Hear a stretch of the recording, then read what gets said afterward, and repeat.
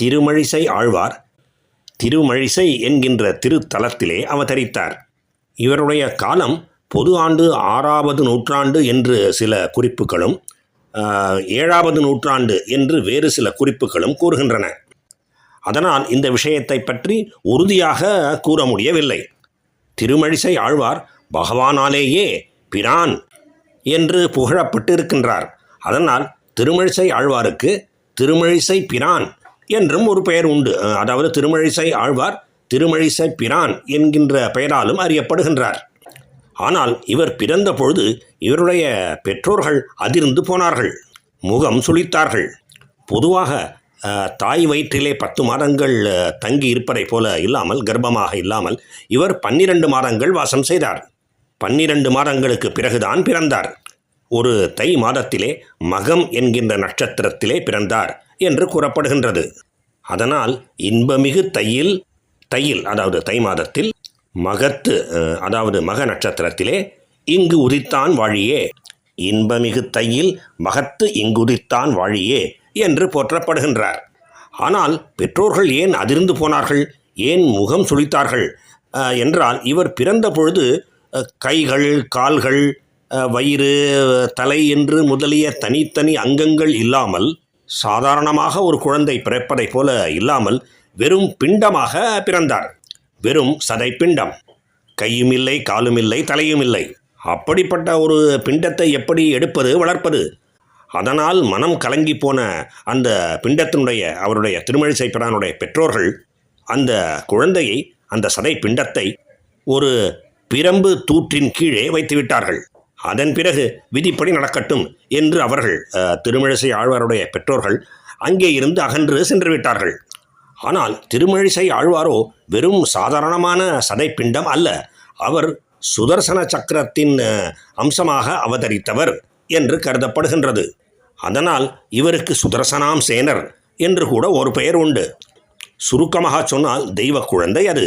அதனால் பூமி பிராட்டியே அவரை அந்த சதைப்பிண்டத்தை பாதுகாத்து வந்தார். விரைவிலேயே ஒரு மாபெரும் அதிசயமும் நடந்தது.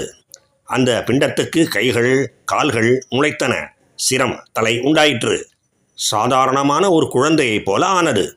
எல்லா அங்கங்களும், உடல் உறுப்புகளும் முழுமையாகவும் அழகாகவும் விளங்கின.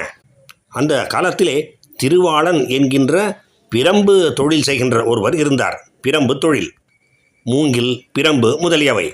அவர் ஒரு நாள் பிரம்பு அறுக்க சென்ற பொழுது அந்த இடத்திலே இந்த குழந்தையை, திருமழிசை பிரானை கண்டார். அந்த அழகிய குழந்தையை கையில் எடுத்துக்கொண்டு தன்னுடைய இல்லத்திற்கு வந்து சேர்ந்தார். தன்னுடைய மனைவியிடம் கொடுத்தார்.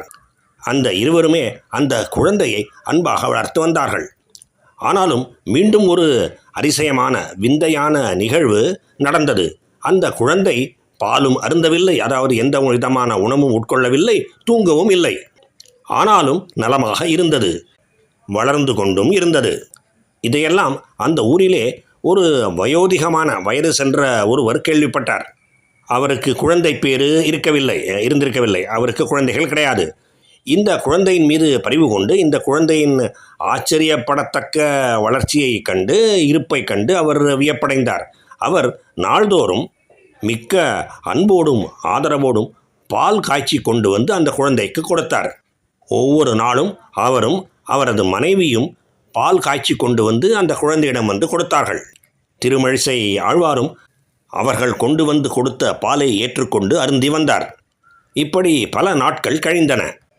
ஒரு நாள் திருமழிசை ஆழ்வார் அவர்கள் கொண்டு வந்து கொடுத்த பாலை தான் சிறிது ஏற்றுக்கொண்டு விட்டு அருந்திவிட்டு மிச்ச பாலை அவர்களிடமே கொடுத்து அருந்தச் செய்தார்.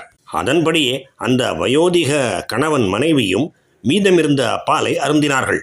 திருமழிசை பிரானின் மகிமையினாலே அவர்கள் தங்களின் முதுமை நீங்க பெற்றார்கள்.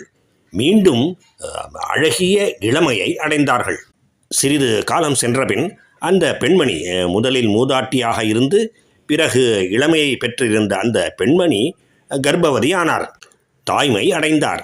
சில நாட்களிலே உரிய காலத்திலே ஒரு குழந்தையையும் பெற்றெடுத்தார். அந்த குழந்தைதான் கணிகண்ணன். அந்த குழந்தைக்கு பெற்றோர்கள் கணிகண்ணன் என்கின்ற பெயரை வைத்தார்கள். நல்லபடி கற்பித்து வளர்த்தார்கள். பிற்காலத்திலே இந்த கணிகண்ணன் திருமழிசை ஆழ்வாரிடம் பெரும் பக்தி கொண்டு அவரையே குருவாக ஏற்றுக்கொண்டு ஆழ்வாரையே தனது உடல் பொருள் ஆவியாக நினைத்து, அதாவது அவ்வளவு அந்தரங்க சுத்தியோடு பக்தி செய்து திருமழிசை பிரானின் முக்கியமான பிரதம சீடராக ஆனார்.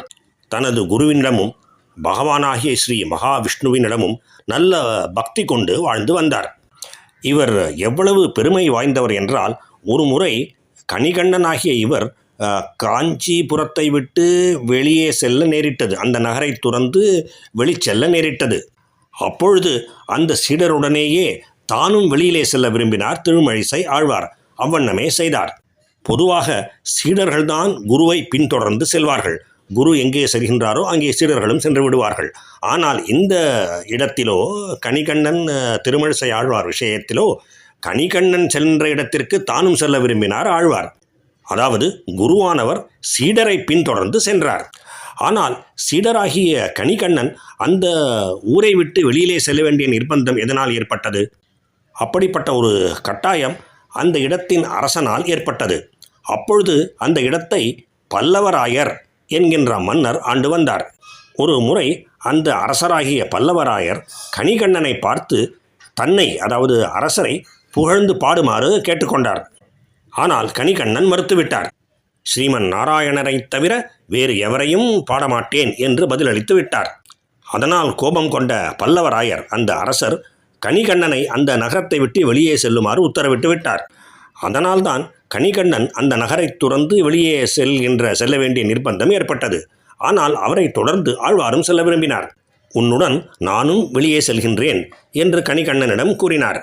மேலும் பகவானையும் தங்களுடன் அழைத்துச் செல்ல அவர் விரும்பினார்.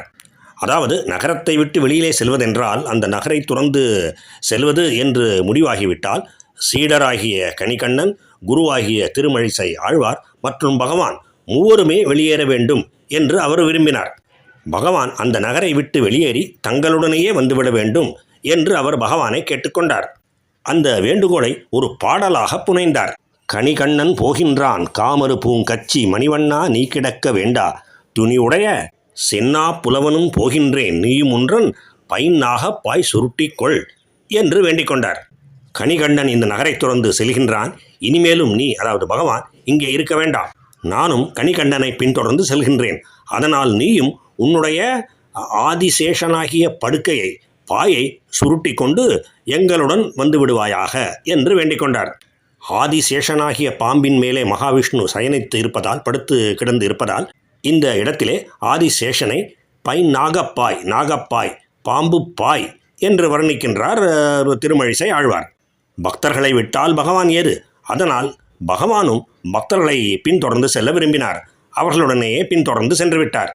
இந்த நிகழ்வுகளை எல்லாம் மறுநாள் அரசர் கேள்வியுற்றார். பல்லவராயர் கேள்வியுற்றார். தான் செய்தது தவறு என்பது அவருக்கு புரிந்தது. அதனால் மனம் வருந்தினார். ஓடோடி சென்று கணிகண்ணனையும் திருமழிசை ஆழ்வாரையும் கண்டு வணங்கினார். தன்னுடைய தவறை மன்னிக்கும்படி கேட்டுக்கொண்டார். மீண்டும் தலைநகரத்துக்கே வந்துவிடுங்கள் என்றும் வேண்டி கேட்டுக்கொண்டார். மன்னர் மனம் மாறிவிட்டார், மனம் திருந்துவிட்டார் என்பதை திருமழிசை ஆழ்வாரும் உணர்ந்தார். அதனால் அதற்கு மேலும் அந்த விஷயத்தை பெரிதுபடுத்த விரும்பாமல் திரும்பவும் நகரத்துக்கே வர இசைந்தார், சம்மதித்தார். மறுபடியும் பகவானிடம் இப்பொழுதும் நீ எங்களுடனேயே திரும்பவும் நகரத்துக்கு வந்துவிட வேண்டும் என்று கேட்டுக்கொண்டார். அந்த வேண்டுதலையும் ஒரு பாடலாக புனைந்தார்.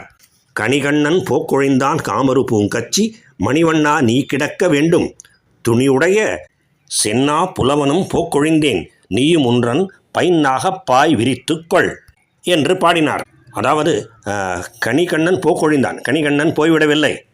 அதனால் மணிவண்ணா, பகவானே, நீயும் முன்போலேயே உன்னுடைய நாகப்பாயிலே படுத்து கிடக்க வேண்டும். அதாவது எங்களுடனே வந்து பழைய இடத்திலேயே பள்ளி கொள்ள வேண்டும், எழுந்தருள வேண்டும். நானும் இந்த நகரத்தை விட்டு போய்விடவில்லை. எனவே நீ உந்தன் நாகப்பாய் விரித்துக்கொள்.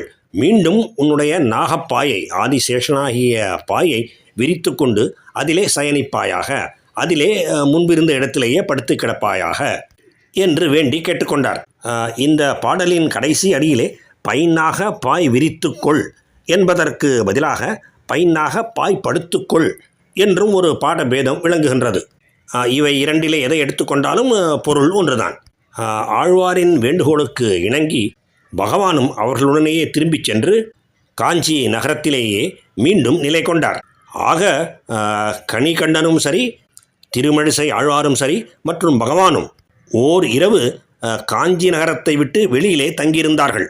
அதனால் அவர்கள் அப்படி தங்கியிருந்த இடம் ஓர் இரவு இருக்கை என்கின்ற பெயரை பெற்றது. ஓர் இரவு இருக்கை.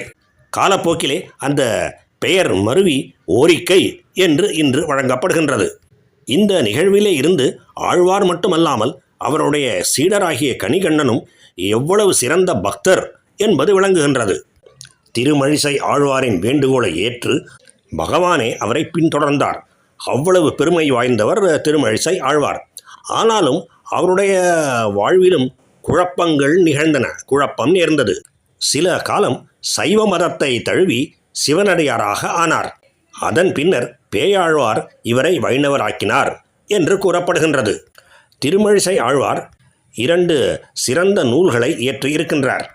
திருச்சந்த விருத்தம் மற்றும் நான்முகன் திருவந்தாதி என்பன அந்த 2 நூல்கள். அந்த 2 மாலைகளையுமே அவர் கும்பகோணத்திலே பகவானின் திருவடிகளிலே சமர்ப்பித்தார். பகவானும் அவரிடம் பிரீத்தி கொண்டார். என்னுடைய பக்தராகிய நீங்கள் என்னிடம் மிகவும் பரிவு காட்டியிருக்கின்றீர்கள், பரிவு காட்டி வருகின்றீர்கள்.